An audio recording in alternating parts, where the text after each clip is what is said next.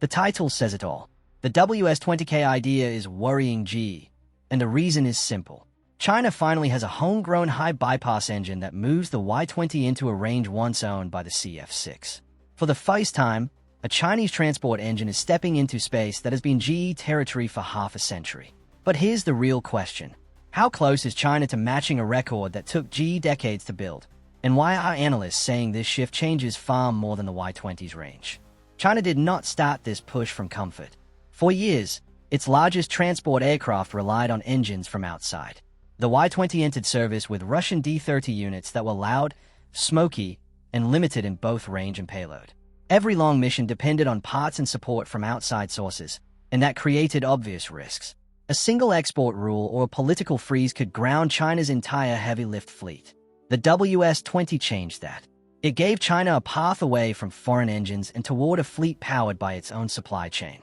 The jump in thrust meant more fuel options, longer missions, and better lift from short runways. But it also marked something bigger. It was the first time China had a high-bypass engine in the same class as the workhorses that shaped modern airlift. That is where GE comes in. GE's CF-6 series has been the backbone of global heavy transport for more than 50 years.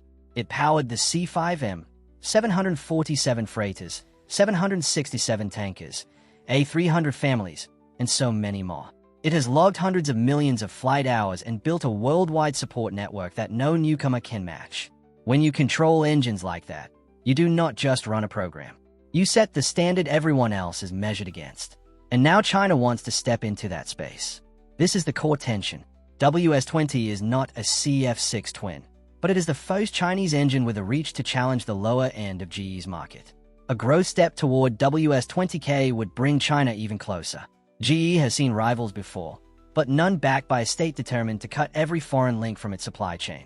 That is why this race matters, and why the next step in the WS-20 family is getting global attention. China's path to the WS-20 did not happen fast.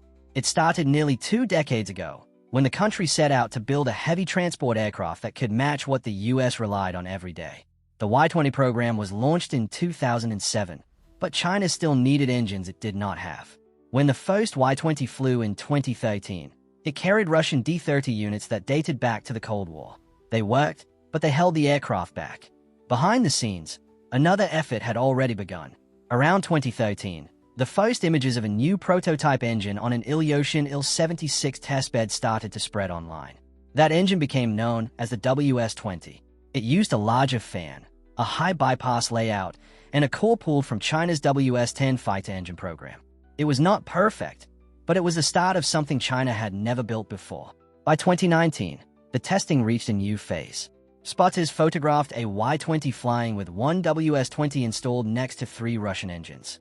That single swap showed China was confident enough to place the engine on the A-frame it was meant to power. Then came the milestone that changed everything. In late 2020, Chinese media confirmed that a Y-20 equipped with 4 WS-20 engines had completed its first flight. It was the first time a fully domestic power plant had carried China's largest transport aircraft into the air. From that point on, the engine matured fast. By 2021, senior designers said 2 domestic engines for the Y-20 were progressing well. Through 2022 and 2023, more photos surfaced showing WS-20 nacelles on operational aircraft. By 2025, the Y-20B and tanker variants powered by WS-20 were acknowledged as active in the fleet. This was the shift GE did not expect to see so soon. For decades, China depended on outside suppliers for every large transport engine it used. Now it had a working, deployed, high-bypass turbofan of its own. And once a country crosses that threshold, the next goal is not to match competitors one by one. It is to build an engine family that replaces every outside option over time. That is where the WS-20K concept enters the story. Before going further, there is something important to clear up. There is no official Chinese engine called WS-20K. You will not find it on a spec sheet or public release. What you will find are repeated references from analysts who track China's aero engine work. They point to a higher thrust step in the WS-20 family that would sit above the current 33,000 to 35,000 pound class. This idea comes from a simple gap.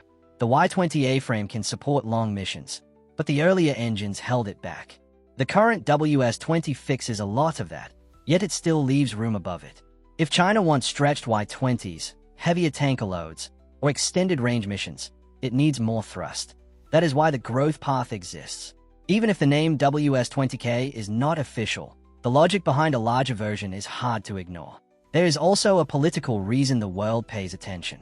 China wants engines that cannot be blocked, delayed, or slowed by any foreign government. A higher thrust WS-20 model would remove the last weak link in China's heavy lift chain.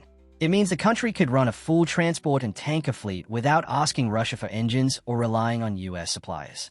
That level of control carries weight far beyond engineering. This is why comparisons to GE appear in almost every expert review. GE's CF6 family covers a huge range, from around 48,000 pounds to more than 70,000.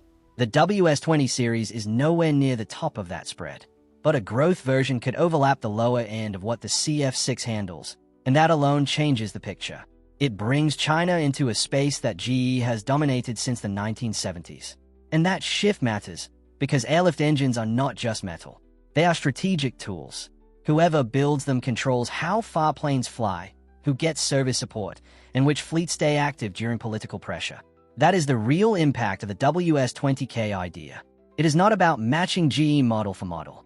It is about entering the class for the first time. To understand why the WS-20K path matters, you need to see where China stands today. The current WS-20 is a major upgrade from the Russian engines it replaces. It uses a high bypass layout, has full digital control, burns cleaner, and gives the Y-20 the thrust it was missing from day one. For China, this is already a milestone. It is the first time a large transport aircraft relies on a domestic power plant with real global range. But there is another side to the story. The WS-20 still trails the best Western engines in fuel efficiency, noise levels, and long-term durability. The fan blades show a design similar to engines from the 1980s, not the wide-chord composite blades found on GE's newer units. Analysts expect the engine to sit closer to older CFM56 levels in performance rather than modern LEAP or Jiang's engines. This is where GE's advantage still stands. The CF6 family has been refined for more than 50 years. It has flown on close to every major wide-body class, racked up hundreds of millions of flight hours, and built a global repair network that reaches almost every region in the world. Airlines trust it because it has proven itself for decades, both in routine flights and in harsh conditions. From a technical and support standpoint, it is a mountain any new engine has to climb. Yet this comparison also reveals why GE cannot ignore China's progress. 10 years ago, China did not have a true high-bypass transport engine at all. Now it has a working model on its frontline aircraft, and it is already looking at expanding the design. That pace is the part that raises eyebrows. Building one engine is hard. Building a family of engines that close the gap year after year is much harder. Yet that is exactly what China is trying to do. The gap is still wide, but it is the direction that matters. China has no interest in matching the full CF6 range right away. It wants the lower band, the one that covers its own military needs and lets it run long missions without foreign help. Once that area is secured, the next target appears. Then the next. Step by step, the WS-20 line is moving closer to a place China has never been allowed to stand. If this story were only about engineering, GE would not have much to worry about. But engines are never just engines. They sit right in the middle of trade rules, sanctions, and political pressure. China learned that lesson early, and it shaped every decision behind the WS-20 program. For decades, China relied on Russian engines for large transports and on Western engines for its civil projects. That model worked until outside pressure made it fragile. When the C919 program needed engines, export reviews slowed shipments. When China tried to purchase Motor Sich in Ukraine, the deal was blocked after heavy pushback from the United States. And when relations cooled, the message became clear. If China wanted wide-body jets or long-range transports, it would always be exposed to decisions made somewhere else. This is what pushed the WS-20 from a technical ambition into a strategic priority. China wanted an engine that could not be held back by foreign rules. Every part, every blade, every control system had to come from inside its own supply chain. That is why the WS-20 family matters far beyond lift capability. It is the first large turbofan China can scale without asking anyone for permission. And this is where GE enters the frame again. The CF6 has supplied heavy lift fleets around the world since the 1970s. It powered the C5M upgrade, most 767 freighters, older A330s, and even tankers. It became the safe choice because operators knew they could count on its support network. If any part failed, help was never far away. China wants that same independence for itself, and the WS-20 is the opening move. A growth variant, such as the one people refer to as WS-20K, would push this goal even further. It would give China more control over its tanker force, its heavy lift missions, and any future aircraft that needs a mid-thrust engine. And once you secure your own fleet, you remove the last piece of leverage that foreign suppliers hold. That is why this fight is not only about performance numbers. It is about who controls the engines that keep a nation's reach alive. If you want to see why this engine matters, look at where the Y-20 has been flying. China has used these aircraft for missions that stretch far outside its borders. After the earthquake in Afghanistan, Y-20s delivered more than 100 tons of aid. During the Tonga eruption, they flew long routes that pushed the limits of the older engines they once relied on. These missions were broadcast widely inside China, and for a reason.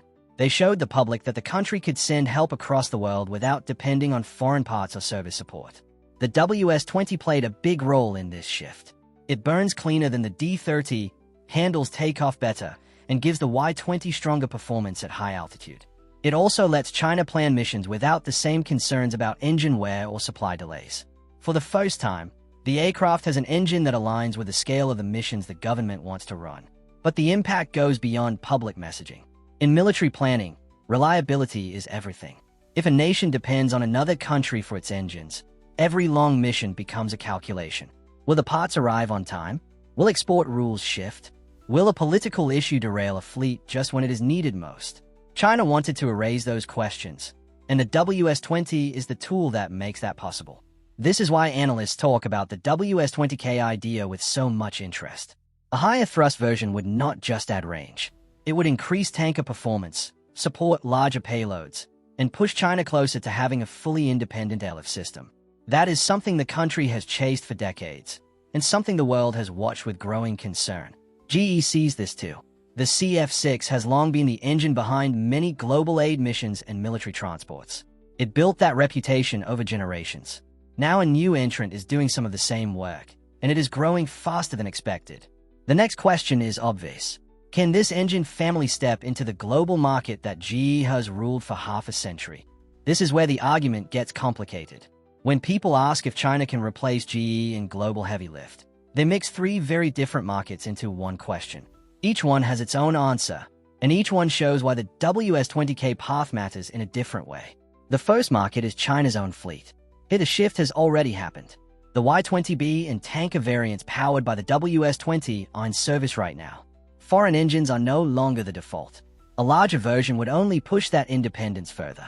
In this space, GE is already out of the picture. The second market is China's close partners. Countries that struggle to get Western engines, or that face export limits, might look at a WS-20-powered airlifter if the price and financing are right. It would not replace the CF-6 in Western fleets, but it could give China a bigger influence over who gets reliable heavy lift. That possibility alone makes the WS-20 family important.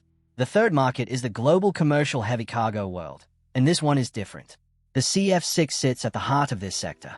It powers 747 freighters, 767 fleets, older A330 cargo jets, and more. It has certification in nearly every region on the planet. It has support shops everywhere.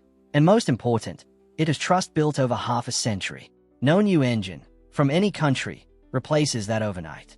The WS-20 series does not match the top end of the CF-6 range. Even a stronger variant would still sit below engines used for the largest wide-body freighters. And without civil certification in the United States or Europe, it cannot enter that market even if it had the required thrust. So no, the WS-20K would not take over GE's global business. Not now, and not soon. But that is not the part GE is worried about. The part that matters is this. China no longer needs GE, Russia, or anyone else to power the aircraft that carry its most important missions. It has crossed the threshold from dependence to control, and once a nation reaches that point, every upgrade pushes it further out of reach. China's fast progress in heavy lift engines has led to one outcome that GE did not expect to face this soon. The Y-20B is already flying with a fully domestic power plant, and the next step in the WS-20 line would widen that gap even further. This is the moment where the rivalry becomes real. China spent decades stuck with engines that limited its reach. Now it has a platform that no outside supply can slow down. And that shift has changed the balance far more quietly than most people realize. Here's the part that raises the stakes. GE's strength comes from trust earned over 50 years. But China's strength comes from the speed of its climb. I think this is the point where the race shifts. Not because China matched GE, but because China no longer needs anyone's approval to move forward. 10 years ago, it had no large transport engine of its own. Today, it has one in service and a clear path to a higher thrust version. Even if the WS-20K never enters the same tier as GE's upper range, it still achieves the goal China cares about most. It removes the last foreign hold on its long-range airlift force. From my view, that is the real reason this engine matters. The WS-20 series is not here to replace the CF-6 on global fleets. It is here to make sure China never again waits for another country to approve parts, deliveries, or upgrades. And once a nation reaches that level of control, each new engine is another step toward a fleet that no outside rule can touch. GE still leads the world in civil heavy lift, but inside China, the shift is permanent. And this story is not finished. If China pushes the WS-20 line further, or if a larger engine replaces it on the next airlifter, the race will tighten again. The question now is simple. How far does China want to push this, and how long until its next move forces another response? And the next move in this rivalry is already forming, and it could force both sides to rethink their plans. If you want the next breakdown on how this engine rivalry spreads into tankers, wide bodies, and future airlift, make sure you subscribe. There is much more coming, and this race is moving faster than anyone thought.